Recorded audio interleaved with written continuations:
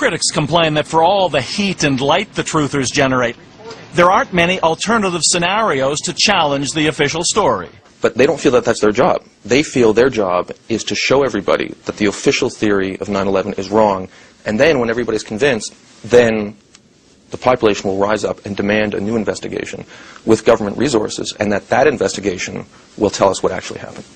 But Professor Key Dudney at Western has connected the dots, putting together what he presents as a workable timeline to explain what really happened on 9/11. Let me just paraphrase the feasibility scenario that you put out there. Yeah. That those 4 jetliners took off that morning, that they were then ordered down into a military facility, Possibly. that 2 other jetliners painted to look like United or American Airlines went back out, reassumed the American 11 and United 175 flight paths, and hit the Twin Towers. Basically, yeah. And those are remote control. The passengers and crew were put on United Airlines Flight 93, which then intentionally crashed into Shanksville, Pennsylvania, killing all the witnesses.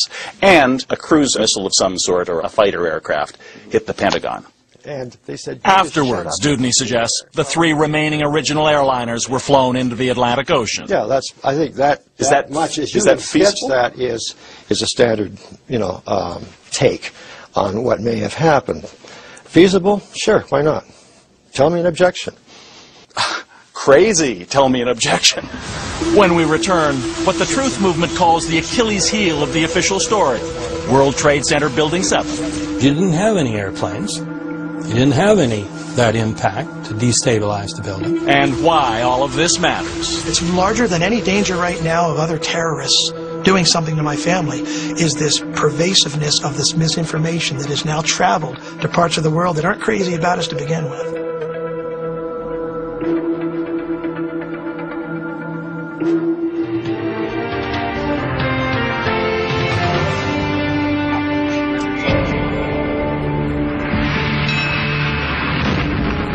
By mid-morning on September 11th, 2001, the Twin Towers had been reduced to tragic piles of steel and dust.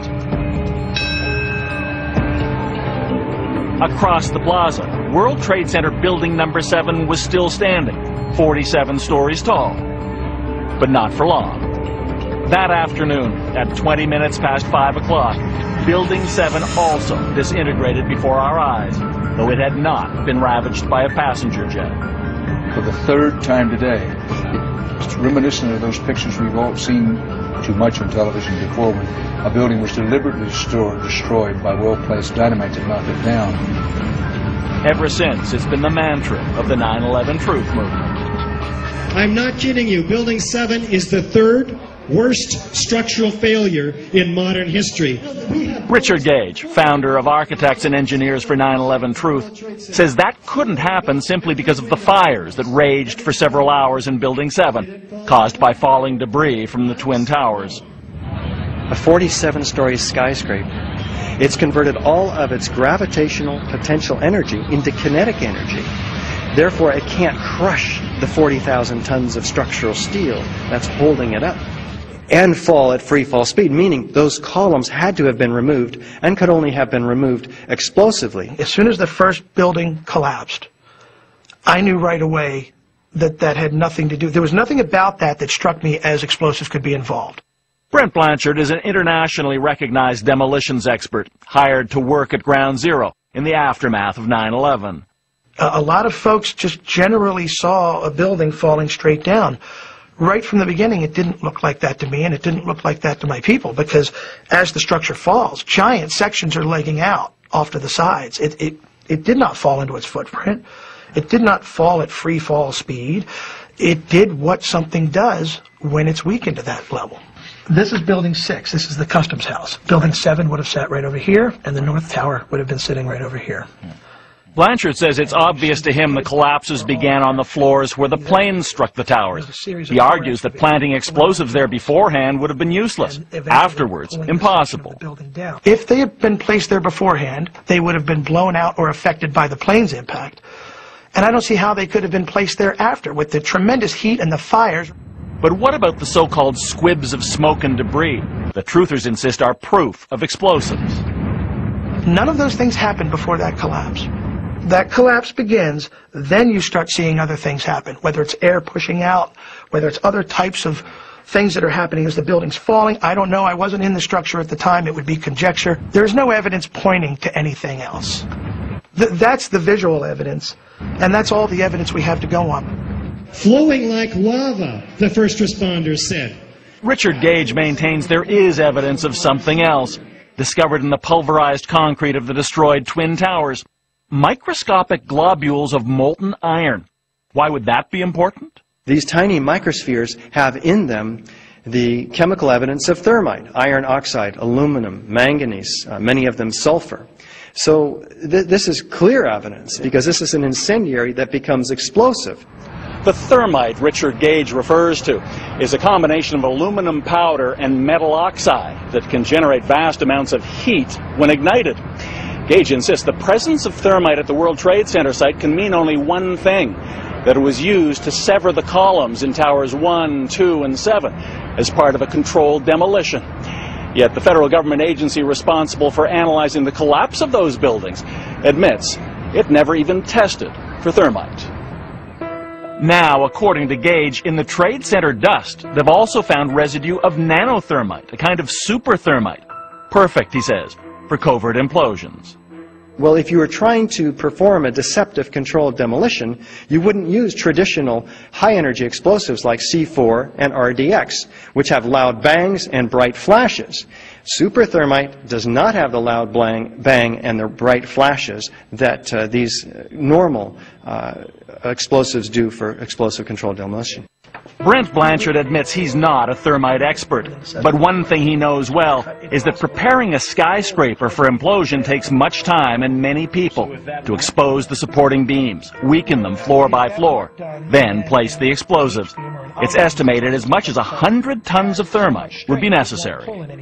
My issue with it is still, how do you get to the exposed columns? How do you apply enough thermite to enough columns to have it work? How are you still cutting these beams? How are you still cutting hundreds of them in order, which is what was required to make the building collapse? But to Blanchard, the best argument may be these seismographs for New York City on 9/11. Taken the morning of September 11th. This is a waveform showing ground vibration as it was recorded at the Ground Zero site on September 11th. This particular piece is the North Tower collapsing. And what you're looking at is actual ground vibration of the collapse transferring through the beams into the ground and being recorded. It is actually showing you that gradation. And if this had been a controlled demolition, how would it be different? If there had been any catalyst, you'd see another spike out here. There'd be a spike right in here, and that spike would be the actual catalyst defeating the beams. The explosion. Some type of explosion, right. But for the Twin Towers and Building Number 7, he says, seismographs show nothing of the kind. Very much the same thing.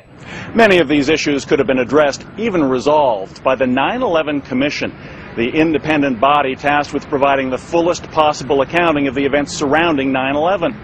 But in its final report, the Commission effectively dismisses the subject of explosives in the Twin Towers, leaving it for other federal agencies to examine. As for World Trade Center Building Number 7, it simply ignores that altogether. After a 3-year investigation, the report by NIST, the National Institute of Standards and Technology, found no evidence of explosives at the Twin Towers and made no mention of thermite.